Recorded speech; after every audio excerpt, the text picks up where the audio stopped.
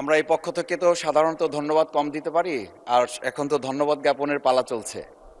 আজকে সকালে সংসদে আসার পরে, অর্থাৎ কাজ শেষ করে যখন দুপুরে অধিবেশনে যোগ দিতে এখানে প্রবেশ করেছি লবিতে, তখন আমাদের ম্যানেজমেন্টের পক্ষ থেকে আমাদের মাননীয় সংসদ সদস্য নাটোরের জনাব রুহুল কুদ্দুস তালুকদার দুলু, তার পক্ষ থেকে আমাদেরকে আজকে কাঁচাগোল্লা উপহার দেওয়া হয়েছে। আমরা তার পক্ষে আমরা সবাই তার জন্য ধন্যবাদ জ্ঞাপন করছি যে তিনি কাঁচাগোল্লার এই স্নিগ্ধতা আমাদের মধ্যে ছড়িয়ে দিয়েছেন। মাননীয় স্পিকার, সাথে শুধু একটু কথা বলতে চাই যে ধন্যবাদ। যে ধন্যবাদের পরে আর কিছু থাকে না, আরেকদিন বলবেন। এই কাঁচাগোল্লা যখন আমরা নিয়ে বের হব, তখন আমাদের সাথে দেখা হয় ঢাকা বিশ্ববিদ্যালয়ে, দেখা হয় আমাদের পরিবারের অন্যান্য সদস্য।